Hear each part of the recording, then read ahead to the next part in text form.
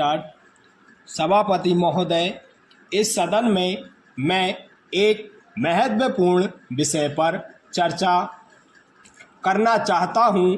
मेरे सब सदस्य इस बात से अच्छी तरह से परिचित हैं कि आज देश की सामान्य स्थिति ठीक नहीं है। देश में बेकारी की समस्या दिन प्रतिदिन बढ़ती जा रही है और इसको रोकने के लिए सरकार की तरफ से कोई ठोस कदम अभी तक नहीं उठाए गए हैं।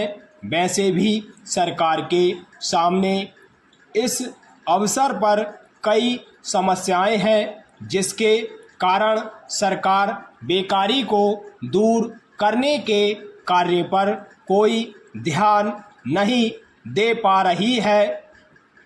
यदि इस भयंकर समस्या की ओर सरकार ने उचित समय पर ध्यान नहीं दिया और बेकारी को दूर करने के लिए कोई कदम नहीं उठाए, तो देश का बेरोजगार वर्ग क्रांति के रास्ते पर बढ़ सकता है। और यदि वास्तव में देश में इस प्रकार से बेरोजगारी के विरुद्ध क्रांति हुई तो सरकार को बहुत बड़ी समस्या का सामना करना पड़ सकता है।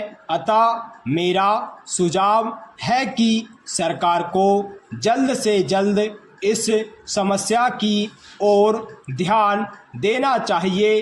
बेरोजगार वर्ग के लिए ऐसा निश्चित कार्यक्रम बनाना चाहिए कि वे समय पर अपनी योग्यता के अनुसार रोजगार प्राप्त कर सकें। यदि सरकारी सेवाओं में सभी शिक्षित बेरोजगारों को स्थान नहीं मिल पाता है, तो उनके लिए कुटीर और लघु उद्योग स्थापित करके काम के अवसर दिए जाने चाहिए।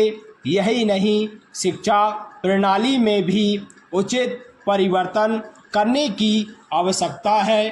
भारत जैसे देश में ऐसी शिक्षा दी जानी चाहिए ताकि युवा वर्ग कुटीर उद्योगों और लघु उद्योगों की ओर रुचि रखे और तकनीकी काम में भाग लेकर बेरोजगारी को दूर करने के साथ साथ देश को खुशहाल बनाने में भी अपना सहयोग दे सके। पैरा महोदय, अब मैं देश में फैले भ्रष्टाचार की ओर आपका और सदन में उपस्थित सभी सदस्यों का ध्यान आकृष्ट करना चाहता हूं।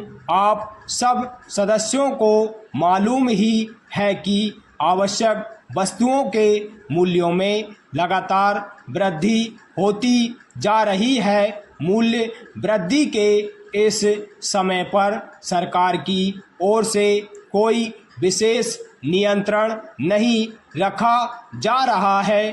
परिणाम स्वरूप देश की जो आम जनता है उसे बड़ी परेशानी का सामना करना पड़ रहा है। व्यापारी वर्ग मुनाफाखोरी की ओर बढ़ता जा रहा है और आम जनता महंगाई से दबती जा रही है। यही नहीं, लोगों के पास आवश्यक वस्तुओं को खरीदने के लिए भी पैसा नहीं है। गरीब लोग अनाज के अभाव में भूखे मर रहे हैं। स्टॉप।